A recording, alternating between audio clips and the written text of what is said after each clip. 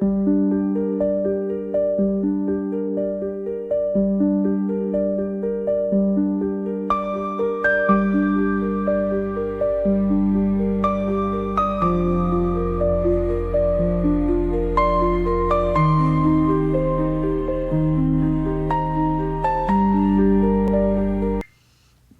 everybody, Kat here. Welcome to the channel. Hope you're having a great day. It's Sunday morning.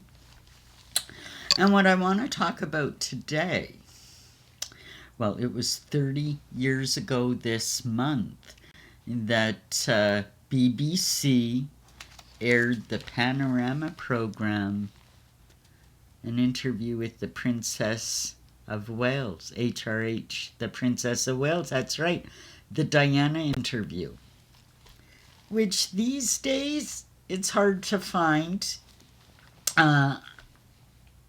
I've got a link for you, which will be included. But yeah, this was the interview with Martin Bashir that she sat down and, I mean, talk about tell-all, talk about groundbreaking, talk about just shocking.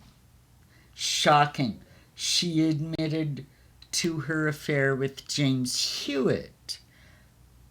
She talked about her marriage to Charles and the interference that Camilla was causing. The famous "there were three of us in this marriage, so it was pretty crowded" comment. You know,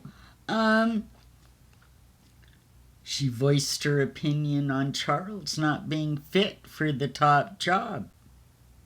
She said that she knew the establishment didn't want her to be queen. So much came out. Everyone was shocked. Everyone was shocked, and that interview sent ripples of just disbelief. Everybody, it was like nothing anybody had ever seen before. We heard Diana's fear, we heard her anger, we heard her intention, and her tenacity to not give up. She won't go away quietly, she said. The whole thing, and the fact that the whole thing was, for the most part, built on a web of lies concocted by Martin Bashir. It was just outrageous, and to this day, nothing's ever happened. Nothing's ever been done to anybody. We're going to get into the whole thing. I mean,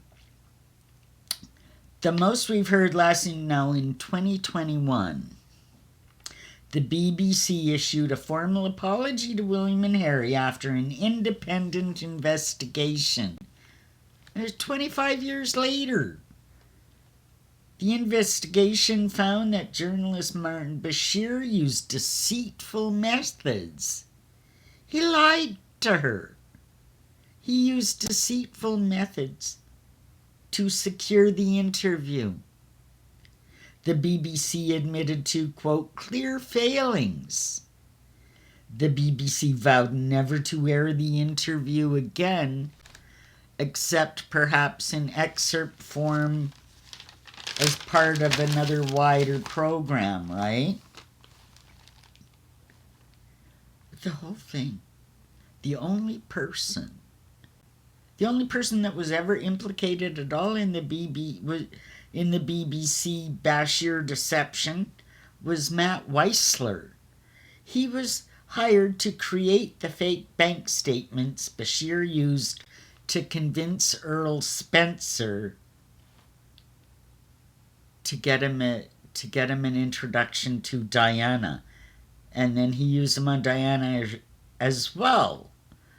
You know, he convinced Diana her staff was spying on her and getting paid for it. Can you imagine? She was already suspicious. This made her paranoid and afraid.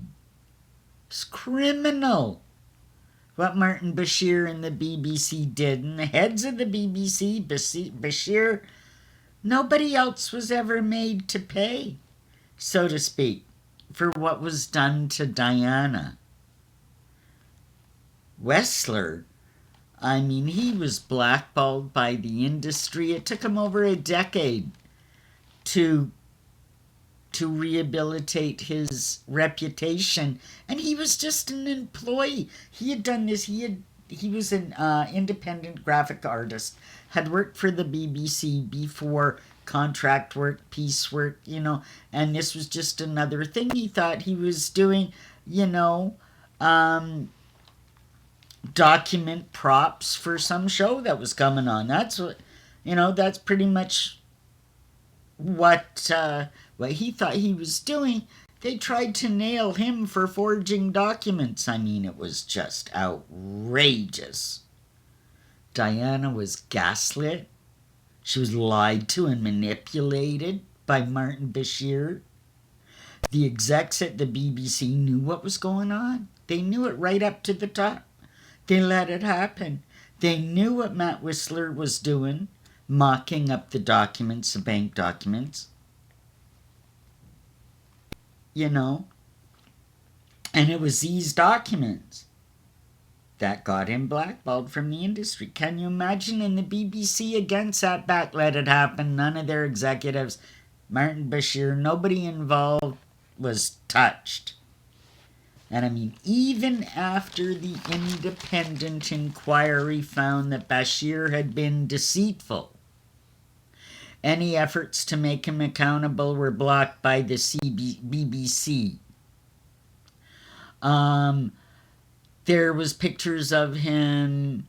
The BBC was coming out and saying, "Oh well, we can't question him about anything. We can't really bring him in because he's suffering health issues, heart issues, I think."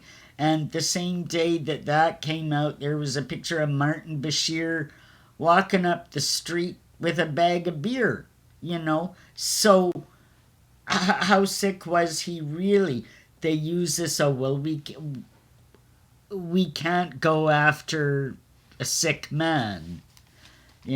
For a while there, right after the interview, they shipped him off to America for a while.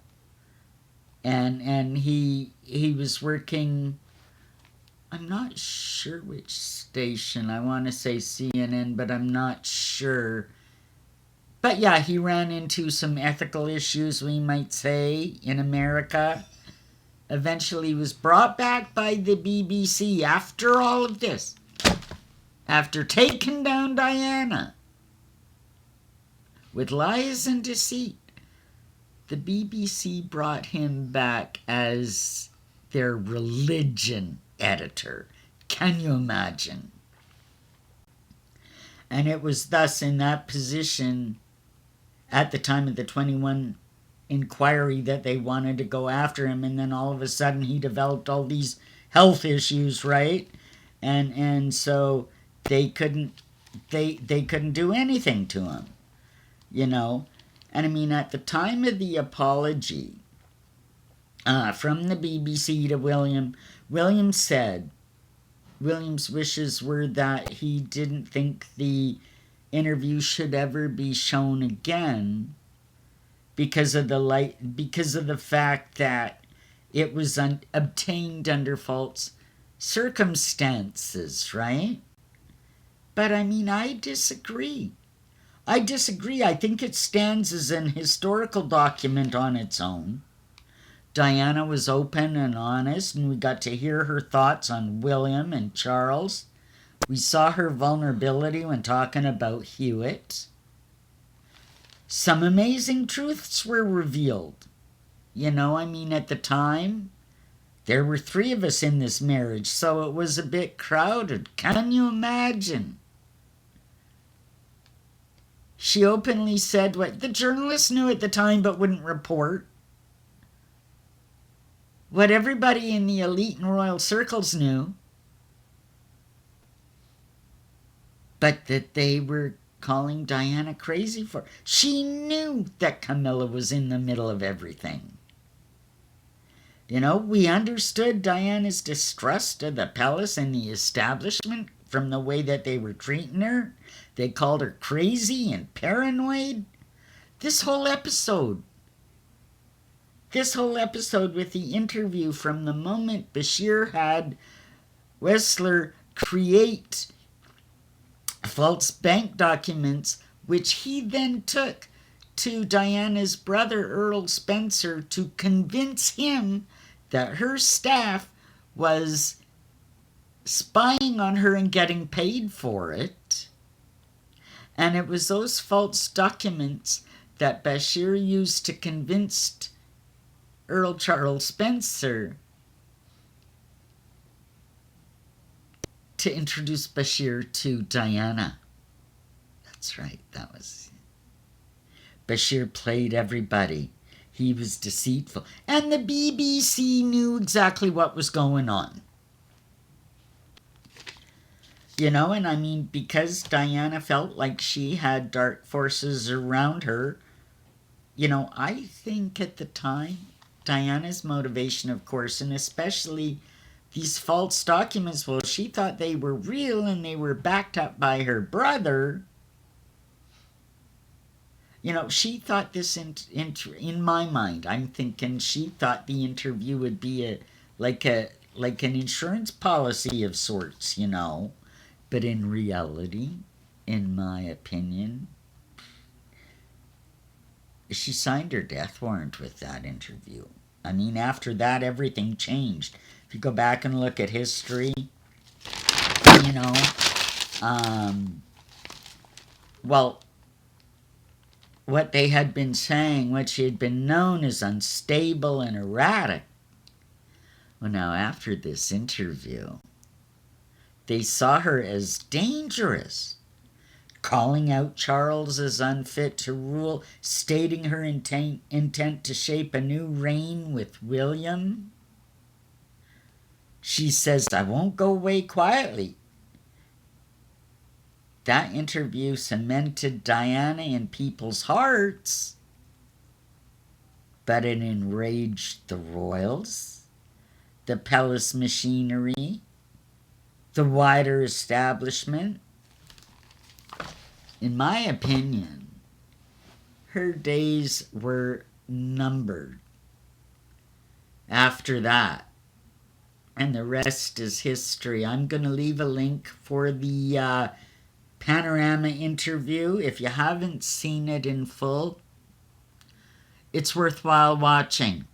Hope you enjoyed this. Like, subscribe, leave me a comment, hit that notification bell so you know when I've uploaded a video, and we'll see you in the next one. Bye for now, everybody.